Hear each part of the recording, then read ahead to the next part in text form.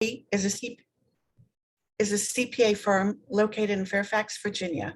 This year, we are celebrating our 75th year. Throughout our 75 years, we have focused on providing our clients personalized service, responsiveness, and accessibility, all graciously offered with knowledge, skill, and warmth. We've been hosting our Women in Business event for several years and have presented on a variety of timely topics. We're excited about today's event and the topic of leadership at a time when there are so many changes in the workplace, which have presented both challenges and opportunities for women. We look forward to a great presentation from our two panelists today. A couple of logistic items.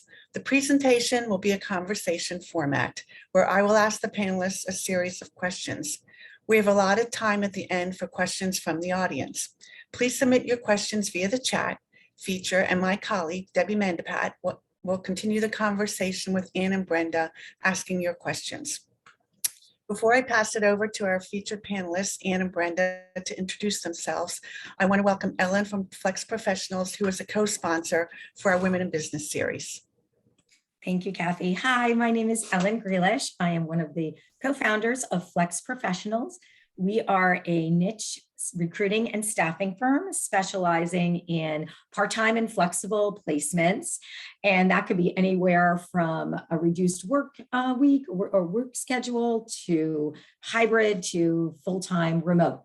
And it's funny because these words like flexible work and remote were not in anyone's vocabulary, or barely anyone's vocabulary, back in 2010 when we launched the company. And I know it's gotten popular now, but as a result, we are truly experts in helping people, a lot of women, caregivers, and moms, either re-enter the workforce after a career break into a flexible role, or helping people who need to transition or need to maybe scale back from a traditional 40-hour work week. And we help them find really meaningful, flexible work. On the flip side, we really have been experts in helping businesses figure out how to successfully adopt a flexible work model as part of their competitive talent acquisition strategy. So our clients have really seen that if they open themselves up to thinking about, okay, could I structure a role in a part-time way or in a more flexible way, they now have access to a talent pool of really strong, educated people that they might not have access to otherwise. So if you are somebody out there, looking to transition or looking to get back into the workplace and want a flexible role, or you are a business owner or hiring manager that maybe doesn't have the work yet to justify a full-time, but wants somebody dedicated to your company, can grow with your company, or maybe just don't have the time to find somebody, because we all know it takes a lot of dedicated effort and time to find really great talent, and that's where we can help, and we do a great job. So, thank you for that few minutes. And before I pass it over, I just want to thank MCB. They have been a wonderful both partner and client of ours over the years, and they are a wonderful example of a company that embraces a really strong, flexible, and supportive work culture. And also, I'm very grateful that we have the opportunity over these years to co-sponsor these Women in Business series. They are my favorite.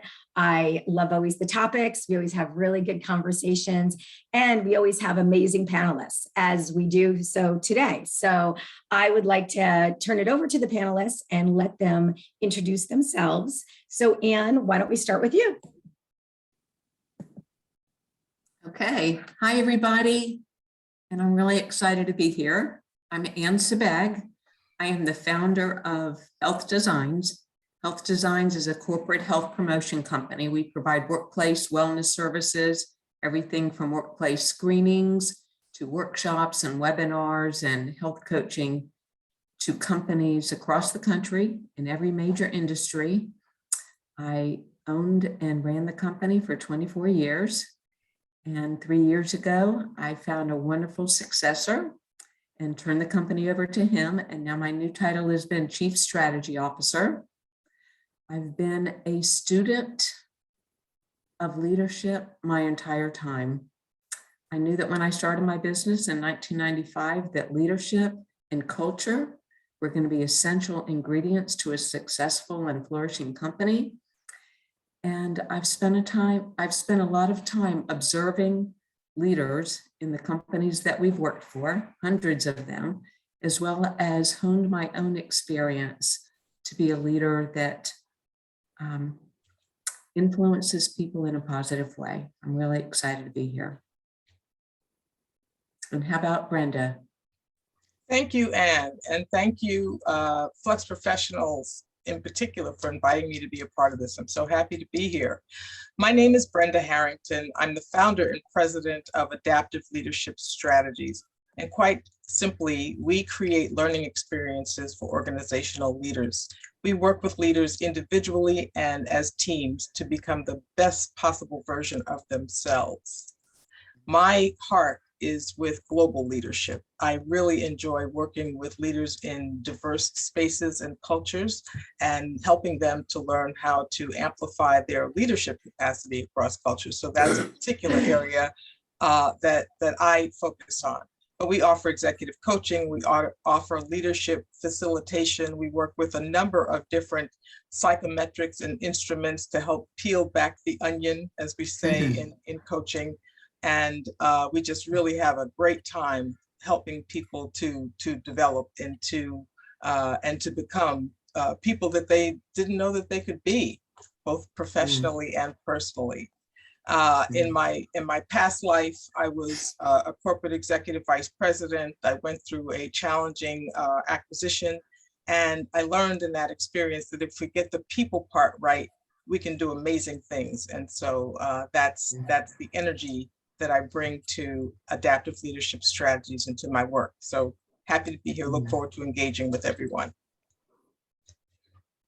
Thank you, Anne and Brenda, both for your intros, and we're really looking forward to the conversation we're going to have here today with both of you. So to get started, maybe you could talk to us about the behaviors and skills that you've seen of highly effective leaders.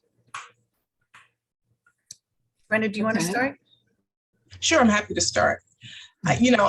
It's interesting, the word skill. I try not to oversimplify this because this is so important. And I think of it more, Kathy, as a competency. And beginning and end for me is that leaders have got to learn that they are not there to do the work, they're there to get things done. And so it's really important to develop that capacity for influence, to create and embody a personal and unique leadership style.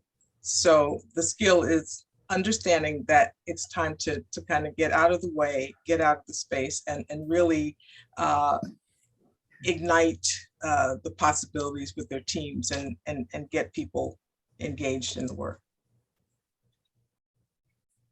Okay. The other thing I'd like to add is when you ask the questions, effective leadership, I think there's so many people that have leadership titles. I know Brenda knows a bunch of them. I know a bunch of them. Has a leadership title. They're smart, they're strategic, they're knowledgeable, they're experienced, but they don't necessarily have the skills or traits or competence where people will really follow them and get engaged with them. And I think that's a completely different set of skills that effective leaders have. From my experience, there are 3 of them. The first one is trustworthy. I think that's the key leadership trait that fosters people's engagement in the work that they do. People want to follow a leader that they can trust to do what they say they're going to do. They mean what they say, and they lead with integrity and people's best interests at heart. Simon Sinek says, the best leaders make their people feel safe. They communicate truthfully, and they're sincere in their actions, and they show they care. We all know when there's not a lot of trust going on, when people don't trust, there's cynicism and mistrust, and people aren't motivated to give their best. They're not going to go the extra mile, right? The other one I've learned and feel strongly about is effective leaders are authentic. They're comfortable revealing their real selves, not just who they are at work or how smart they are. They speak from their heart, good news and bad news, and they're open about their weaknesses and what they're passionate about. And they welcome others to be their real selves too. John Mackey was the CEO at Whole Foods. He says he hires people, the key characteristic that he looks for when he hires senior leaders are they authentic? Because people who are fake can't serve others. And then my last one is, I think effective leaders are compassionate. Leaders who genuinely care about their people and often put their interests above their own. Not for what they can get out of them, but who they are as human beings. They take the time to get to know them, their people, their families, their dreams, and they often have really good listening skills. And they watch for people's strengths. Great leaders often see a strength in someone before they see it in themselves, and they help nurture and grow that strength. So I'm going to give you an example of all of those combined. In my company about 7 years in, and I sold the company, I had the company for 24 years. We were growing like crazy and doing really well. And my third largest client up in the Midwest, I'm in Florida, was honestly disrespectful, mean, and basically toxic. And they were just so demanding, so that every time they called, and at the time we had caller ID on our phones, and when they called, nobody wanted to answer the phone because they knew it was them. And we had an open office policy, office arrangement, so I could hear my team members say, oh goodness, I'll just name her name, Millie. Who can take this call today? Who has it in themselves to take this today? That's what they would actually say. So after a couple of times I heard that, I realized I had to fire them. So I brought my wellness managers in the next morning, and I called Millie on the phone and fired her. I put her on speaker and fired her. I said that she was mean and toxic, and she's the HR director, and that we treat our human resources very different here at Health Designs. So in doing that, my wellness managers and my team realized that our values really were aligned. What I said was important to us, which is our people and our culture, was really true. They realized that I was going to stick up for them and create a culture that valued and respected them. I think that's so important, and to have that, to show your team that you're walking the talk, right? That it's so important that you are supporting your people. And when you have that type of toxic environment, you won't put up for it. And I think all of the adjectives, I wrote down a few that you all mentioned: trustworthy, safe, sincere, authentic, compassionate. Those are all great things. And I would just add one thing. I think that, to me, a leader can also say when they made a mistake, that we have enough confidence in ourselves that we can say, I made that, it's on me, it's not on my team. Or even if the team member did make the mistake, you take the brunt of it. You admit that it was you. And I think all of those adjectives, all of that goes to being a true leader. If I can add to that, Kat, I'm sorry. No, you go ahead, Brenda. I was going to say, if I can add to that, absolutely accepting responsibility for a mistake, but also being willing to say, I don't have all the answers. And so when I talked about getting out of the way, you can't have all the answers. And so holding a space for everyone in the room, if you will. Right, especially in this day and age when we all have to know technology and our fields, we can't know everything, right? Right. Yeah. And smart leaders hire people that are actually smarter than them in certain areas, and they purposefully do it. And they're comfortable hiring people that are smarter than them, not worried about, oh, they're going to take my job, or they're going to be smarter than I am, they're going to have more opportunity. But because they realize that that when you have people around you that fill in the gaps, the team is so much stronger because of it. And it doesn't take away anything from one individual. That makes the entire team more successful. So I think that's a good lead into, all of our comments are a good lead into the next question, which are, what are some common leadership mistakes that you've seen? Anne, do you want to start this one? Sure. I think one of the things is that, honestly, just like you said, many times leaders think that they have to solve all the problems. And from my experience, what I've learned is I may know the solution, or I think I know one of the solutions or the first way to go. But what I learned over the years is simply to ask people questions. When we're in a challenge or something has happened with one of our clients or our projects or something, I go deep into asking the team questions first, because questions inspire deeper thinking, more creativity, and brainstorming together to find the best solution. Also, it empowers them to think, to problem solve. Otherwise, people are always coming to the leaders for the answers. But if you help them become great problem solvers and realize that they found the problem and the solution themselves, then there will be less of that.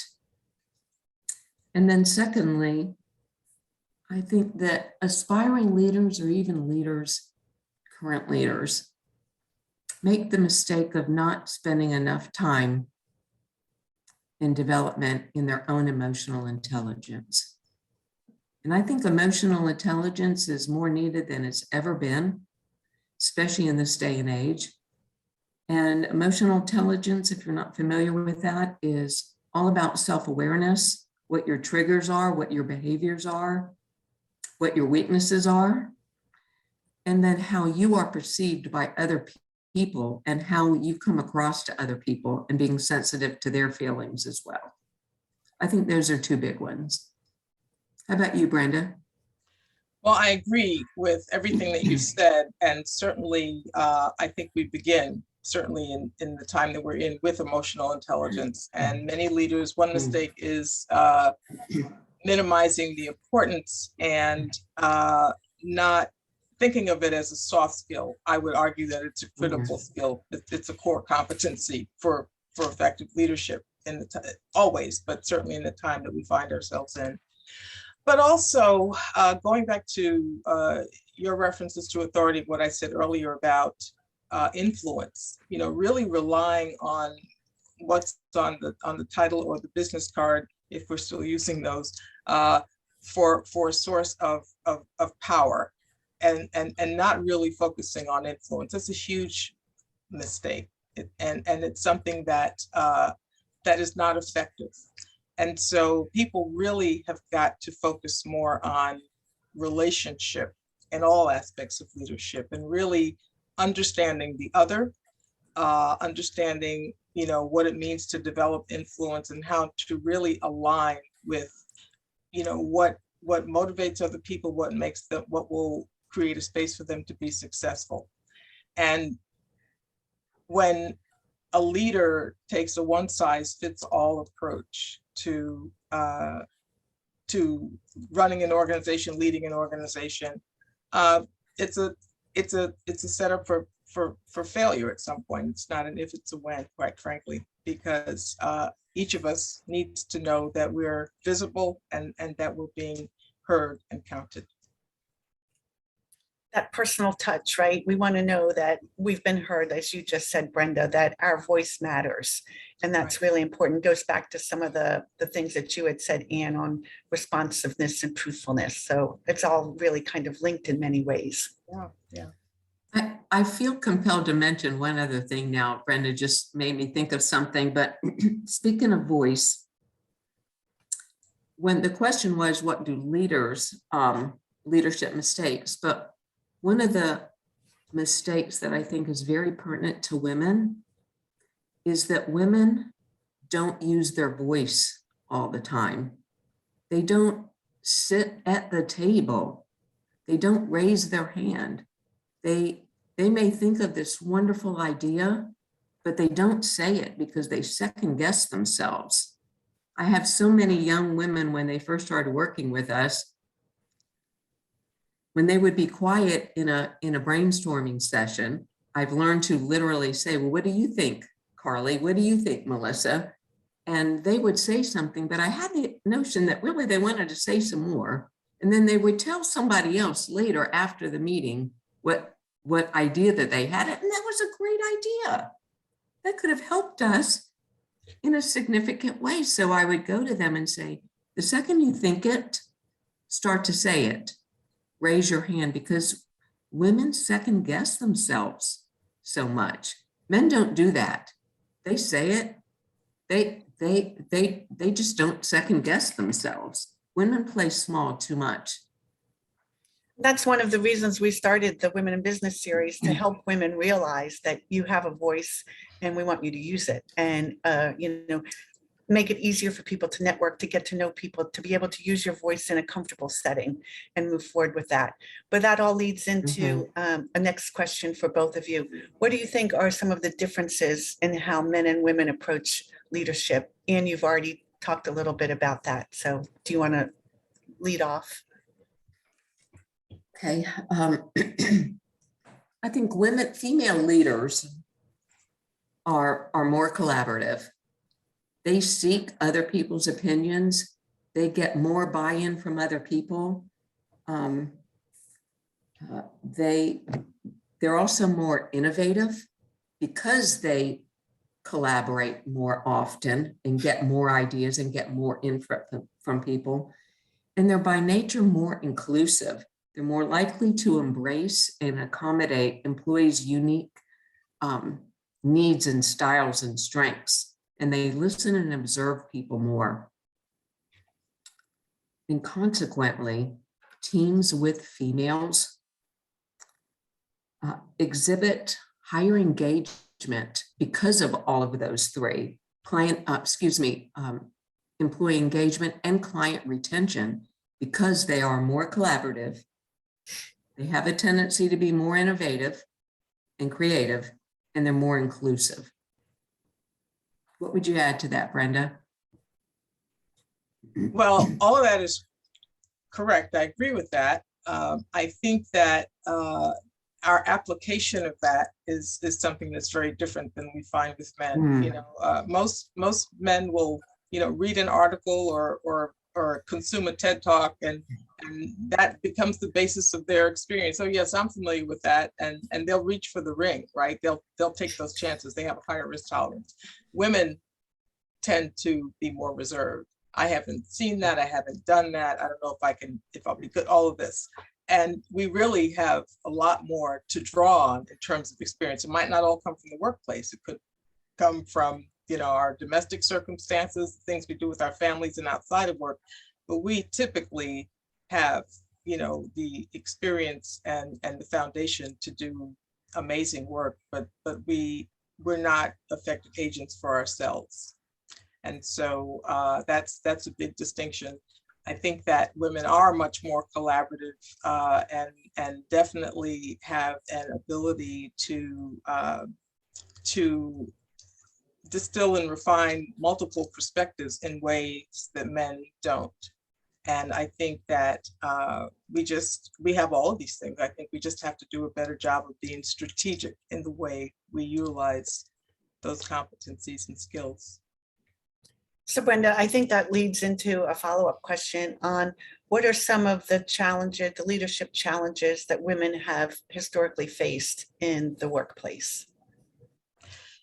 Being recognized. And I think that, we expect to be recognized and acknowledged for the work that we do. We'll always raise our hands and say, yes, I can get it done. And yes, I'll do it.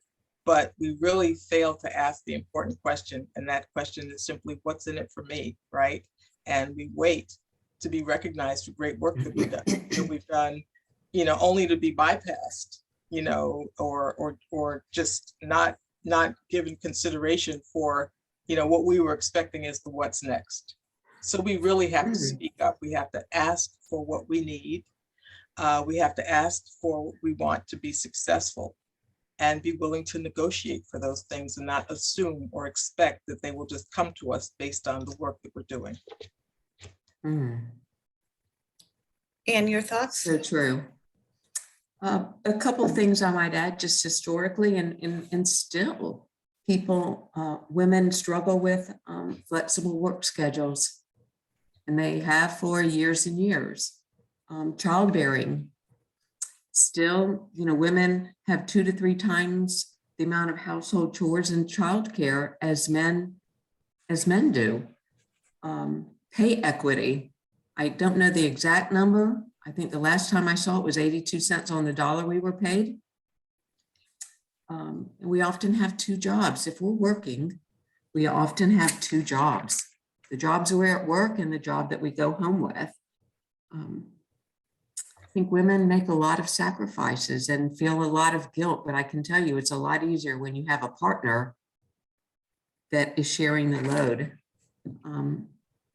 And I often think about this, and I tell so many women this, and I believe this from my heart,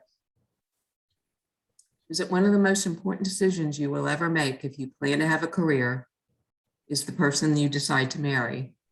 Absolutely. If you decide to marry. Because that person will either be your partner halfway or all in. And it takes a lot of work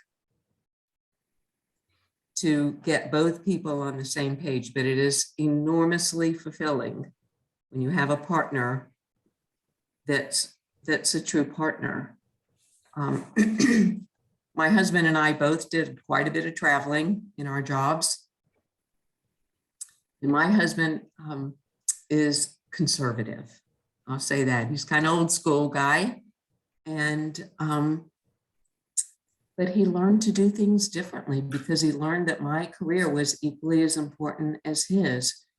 And he was one of the first men to ever work fully remote at AT&T. And he did that because he realized that somebody needed to be home with our wild and crazy and rambunctious into everything children at 3 o'clock in the afternoon. And he did that, and it made such an enormous difference. And the other thing I want to say is I don't mean a partner that just does, that's the softball coach. I mean a partner that is, when the kids are sick, we share that day. Can you stay home? I can't stay home every day when the kids are home. Can you pick the kids up from school? Can you go to that teacher meeting with me or alone? Can you take the kids to the dentist? It's the shared responsibility. So I think that leads into a good question too, with all the changes in the current landscape with the COVID environment and everything else that's gone on in the past few years. Are women facing leadership setbacks now, or do you feel that this is more a time of opportunity for women? Brenda, do you want to start?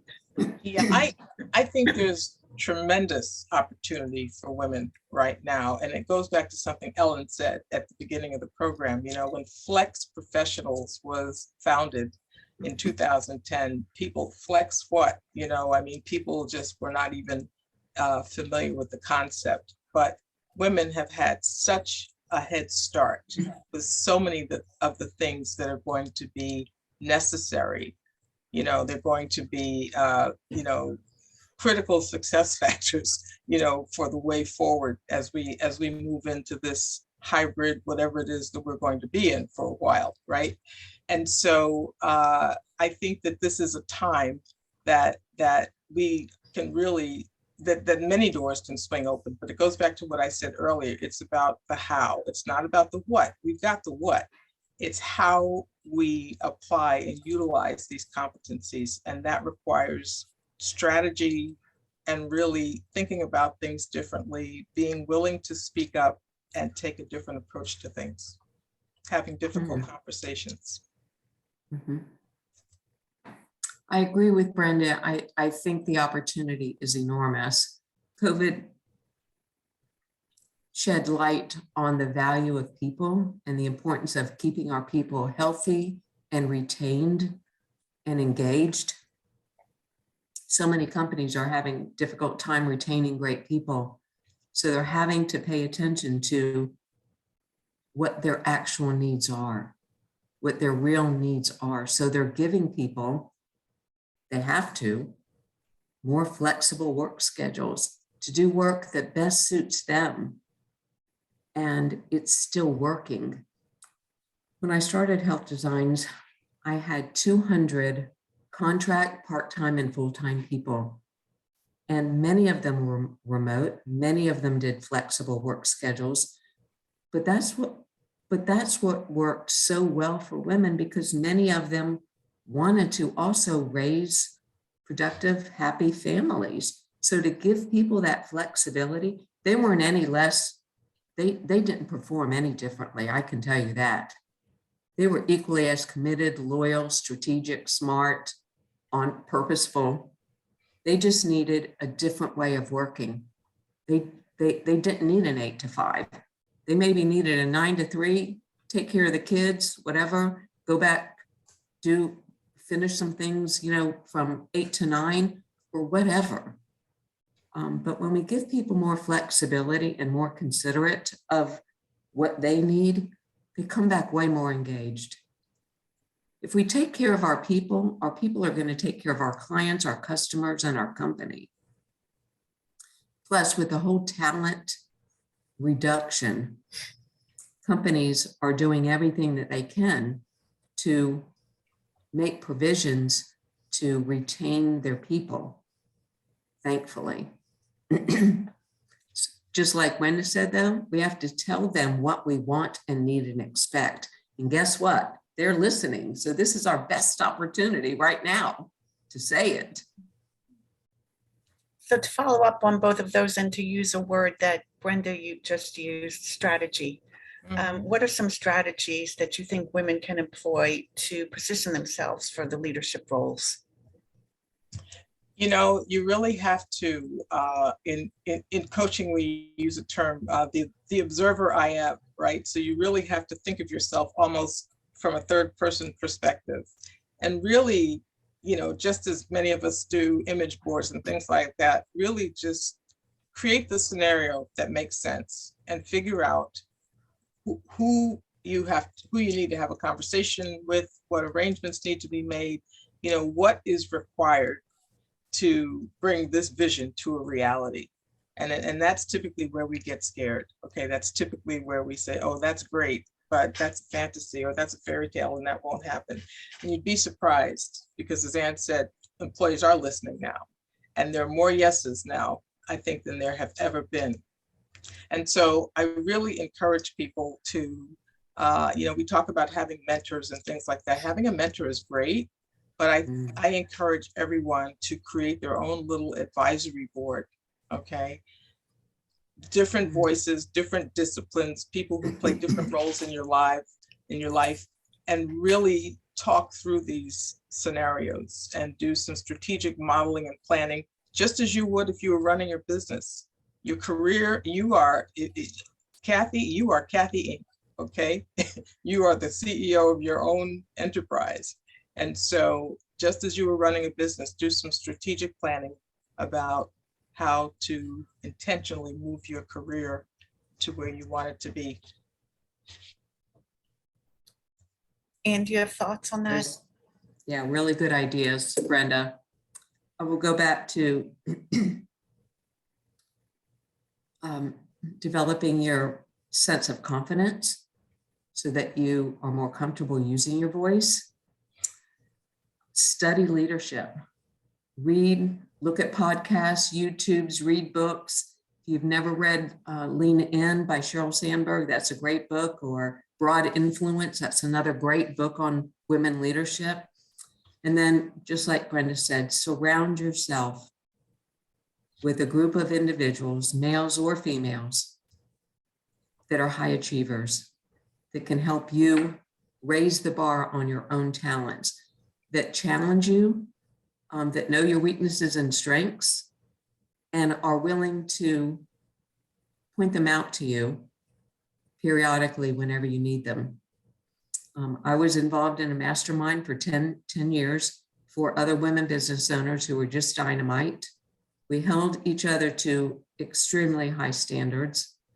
I learned so much from them, and I learned so much about myself. They called me off the ledge a few times when I was about to lose my head. And I was also involved for 19 years in a Vistage group. If you've never heard of Vistage, Vistage is a fabulous group of CEOs. I was the only female in the group. And I have to say, I thought I was an imposter in the beginning. But I learned that I had a lot to offer. I might not have known some things that they were better at, but they taught me. They certainly taught me a whole lot. And I taught them a whole lot about people and relationships and more inclusivity and managing people and their culture differently.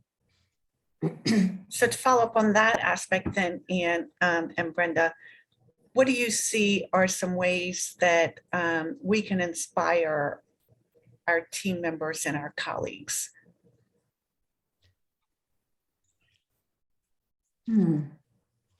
I'd like to piggyback on something you said, Anne, with regard to the peer advisory groups like Vistage and you know, we talked about mentors and surrounding yourself with the right people. One of the most important things really in any of those forums is accountability, right? You set the standards, you make commitments, and then, you know, there's something that holds you back, right? It's like your foot is stuck. And so that accountability is really important. There's some things we have to do for ourselves, but for most of us, if we know that someone is waiting for us to get to a certain point or reach a certain point, we'll follow through. And it's there that we begin to develop confidence and realize, yes, this is something that I can really do, one step at a time. But it really is important to have those people, whoever they are, that are willing to hold up that mirror and hold you accountable.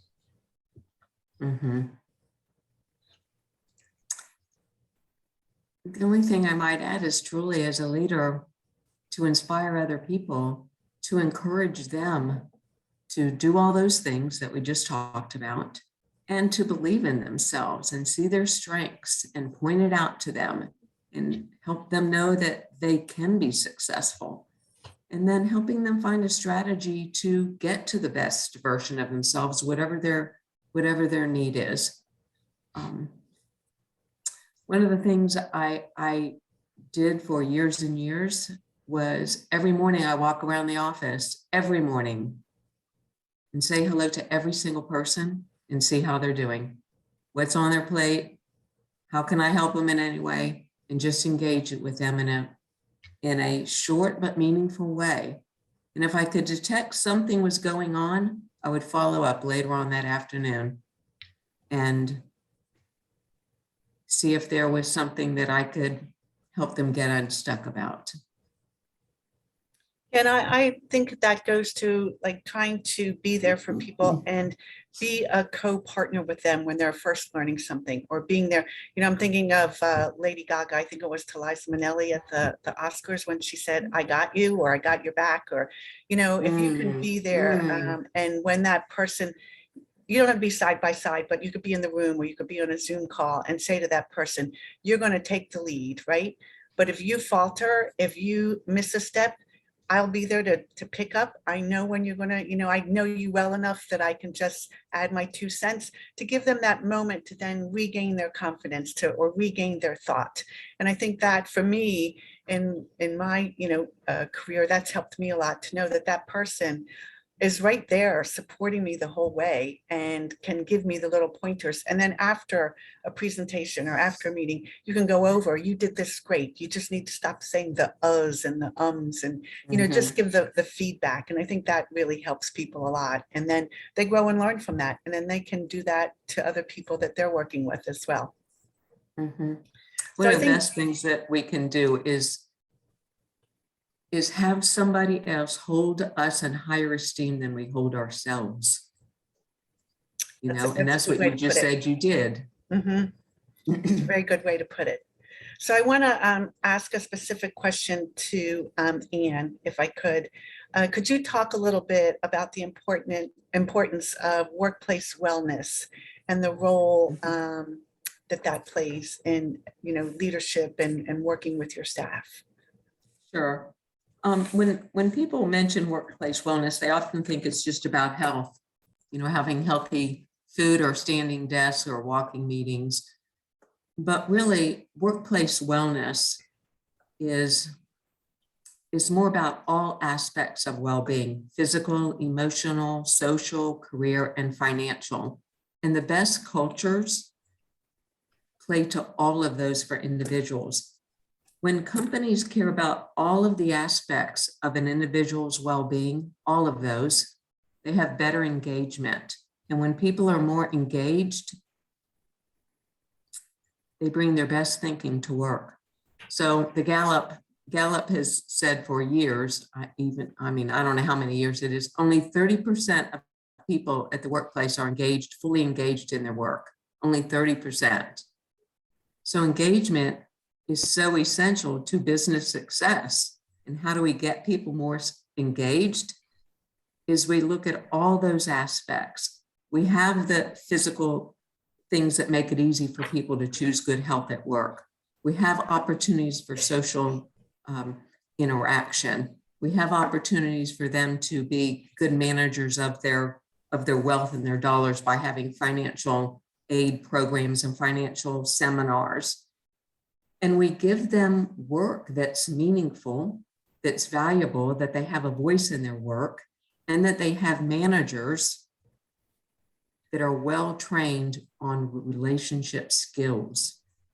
People leave companies because they leave their managers. They don't necessarily leave their companies. They leave their managers by the way that they're treated. Many people go home feeling puny and rotten because how they were treated by their manager that day. And I always think about when they go home feeling like that, then that's how they take care of their family, with their spouse or their neighbors or their parents.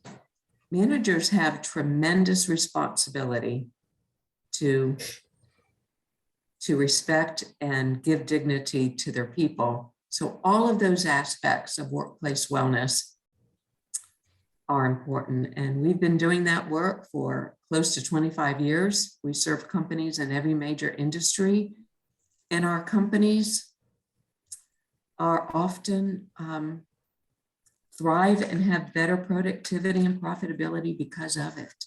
When people are healthier and happier, they bring a better version of themselves to the workplace. Agreed. So I'm going to ask one last question for Brenda, and then we will open it up to the Q&A. So Brenda, you recently released a book called Access Denied.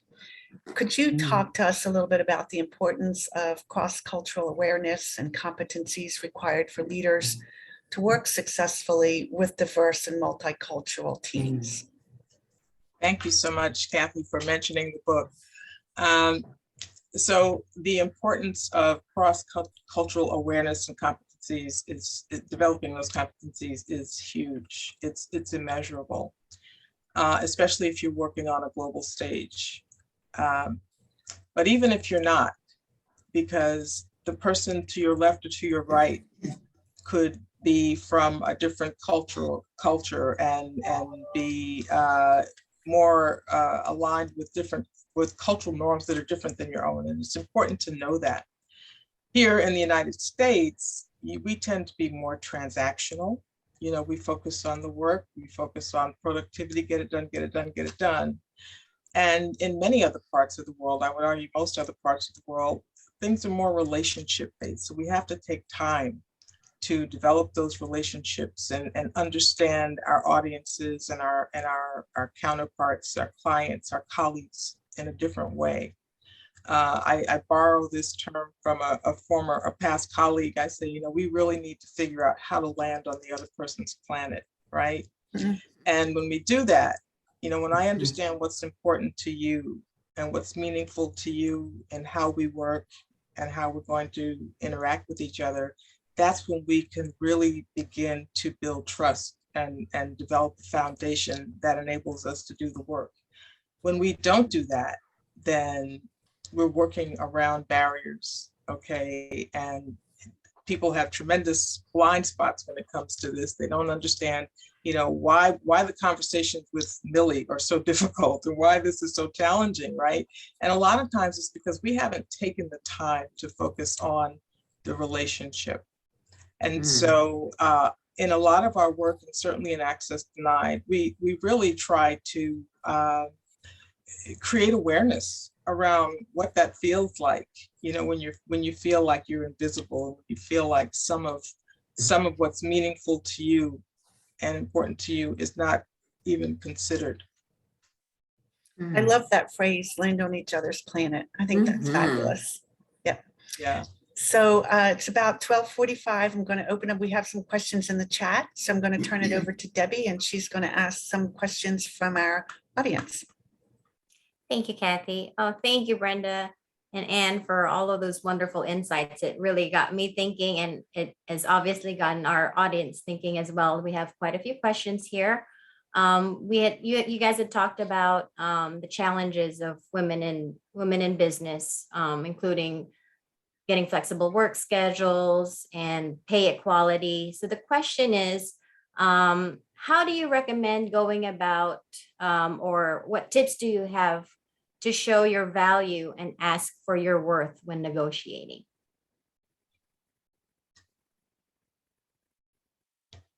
Brenda, would you like to start? Sure. Well, the first thing we have to do is understand our value and what we bring in a realistic and meaningful way. Okay. And it goes back to, I don't mean to sound like a broken record, but it goes back to what I said earlier about planning and preparation. Okay. And so there's exhaustive, research and data available for most disciplines and most functions to really give you a sense of, what you bring and what the value is. And, that's the first part, is doing your homework. Okay. And the second part is really understanding your audience and preparing to have a meaningful conversation to get to your desired outcomes. A lot of times we skip those steps. And so we don't position ourselves for success. So we really have to prepare ourselves. It's very much like we would if we were rehearsing for a play or preparing for an athletic event. We got to take the time to plan and develop a process. What are your thoughts there? I think you nailed it. The only thing I might add is I encourage women to write down their accomplishments every quarter. If you do it every year, you're going to forget everything that you did. But every quarter, look back and just write down your accomplishments. What did you contribute? What were your highest gains? And how did you move the company forward? Every quarter, do that regularly. And definitely understand your audience. and because say what you need, say what you want, negotiate well for yourself, ask for that pay raise. Yeah. As you had mentioned earlier, women tend to not really speak up. So I think the tips that you provided, being prepared when going into your annual review and those kind of things, and having a list of your accomplishments is great advice for negotiation. You also mentioned earlier about the importance of mentorship and having a good team around you. Did you guys have a particular mentor? I know, Anne, you had mentioned Vistage, the Vistage group that you were part of. There was actually another question, if you could elaborate a little bit more about Vistage. Maybe, Anne, you can start with that, and any other mentor that truly contributed to who you are today. Well, actually, I had a lot of mentors. I sought a lot of help. But in particular, my Vistage group is an international group of CEOs. Like I said, we meet monthly and we support each other in their problems and challenges and have a facilitator. And we also have speakers. Everything from leadership to negotiation to financials to every aspect of leadership and running a business. And then I mentioned my mastermind. I had a mastermind group of women. If anyone has ever read the book Think and Grow Rich, it's a fabulous book. Fabulous book. It's one of the top books that CEOs have read. Can't think of the author's name right now, but he talks a lot about having a group of people that you surround yourself with that influence you to get to your highest and best good. And I don't mean they're just telling you all the nice things about you.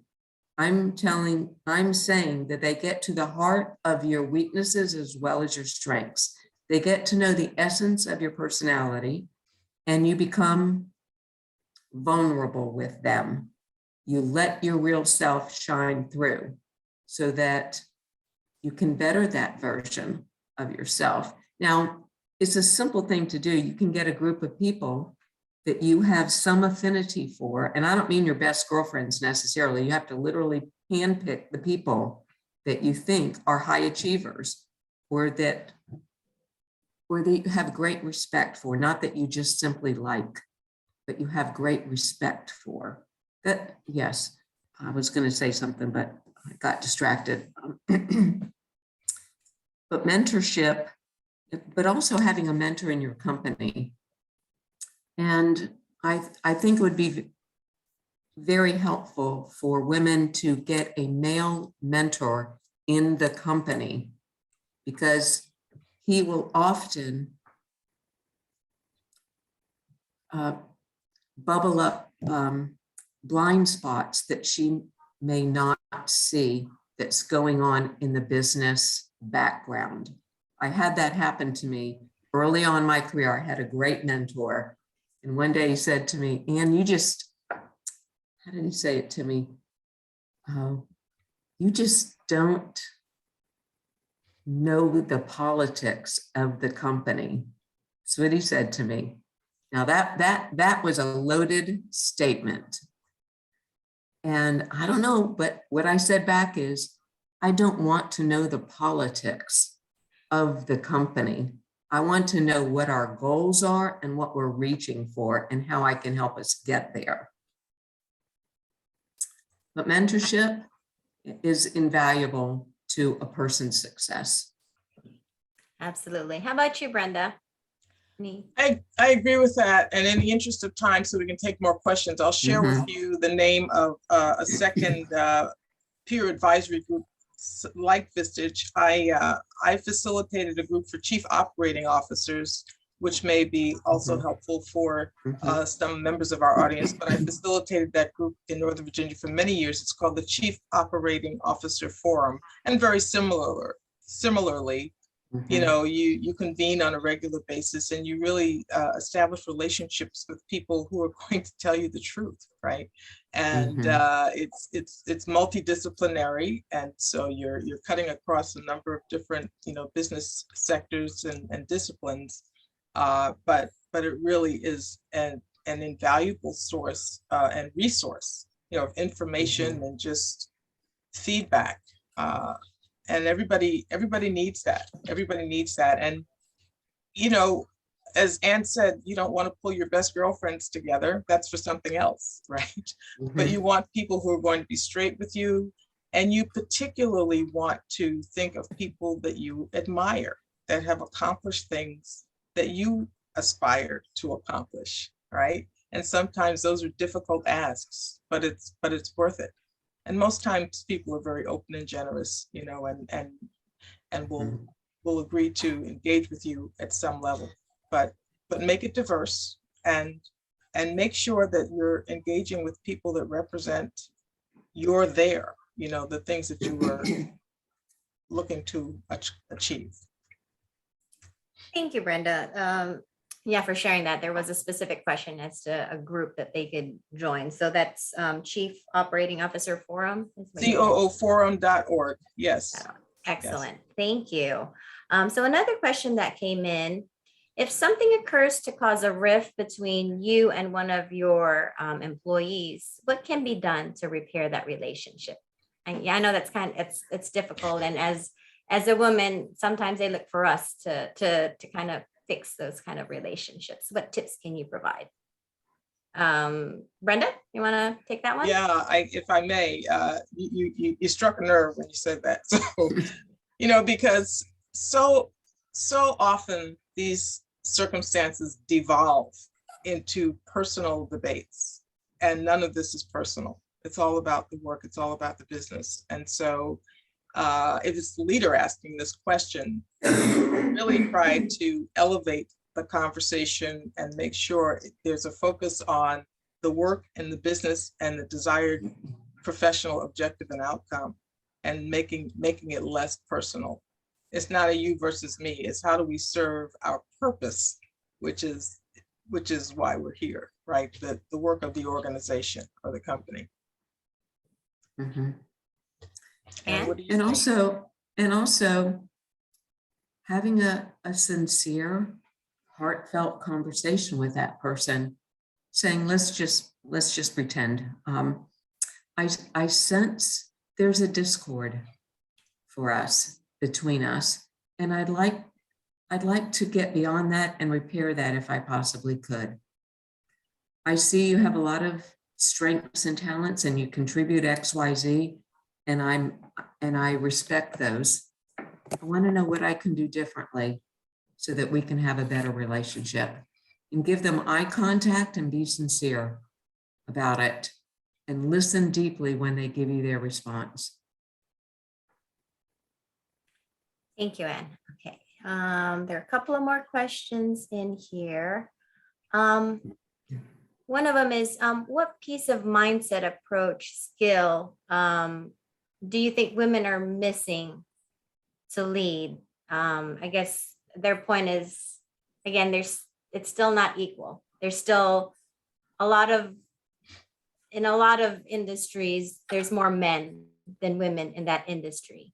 What do you think we're missing here, and what can we develop to bring that into better balance? Anne, you want to start with that one? Well, actually, I think that we've said several things. I think it's confidence. I think it's raising your hand, having a seat at the table, believing in yourself, and truly believing in yourself. Women are just as purposeful, driven, strategic as men, and they bring a powerfully different perspective for performance and people development and business improvement. They just don't always see it initially, and they have to practice that confidence. They have to practice it and start using it one step at a time, and they get stronger at it. Find a mentor, surround yourself with high achievers, just as Brenda said.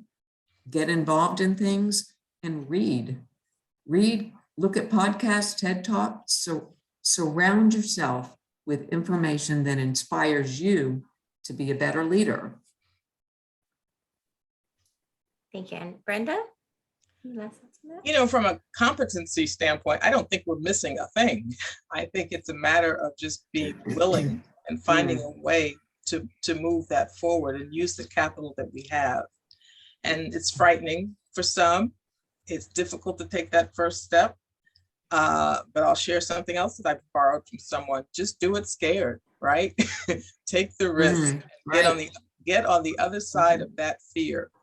And once you begin to do that and develop a comfort level with that discomfort, as I said at the beginning, then you learn more about the things that you're going to need to do. I'm not saying it's easy. It may be a little messy, but it's worth it. It's worth it. And this is where you begin to develop confidence and really achieve the things that you want and begin to lead the life that you want for yourself. Absolutely. It is 1 o'clock, so I want to ask one final question. Can each of you provide one takeaway for the session? Anne, did you want to start? I would say confidence, emotional intelligence, and keep your hand up. Sit at the table, raise your hand. You have everything within you to contribute well and successful. Great advice. Brenda? It's an exciting time. And I would say begin doing things that you haven't done before. All right. Mhm. And start to do things to transition those dreams and wishes into reality. So maybe, find that accountability partner or that group and make a commitment that over the course of a week or a month, you're going to do something in the interest of moving toward that desired career goal. Whatever it is, it could be education, it could be a difficult conversation, it could be a lot of things, but do something new and stretch yourself, begin to take risks.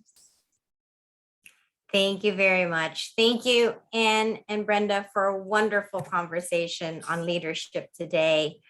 We thank our audience for tuning in. And we're planning our next Women in Business event for September. So please stay tuned. Keep in touch, follow us on social media, and let us know what other topics interest you.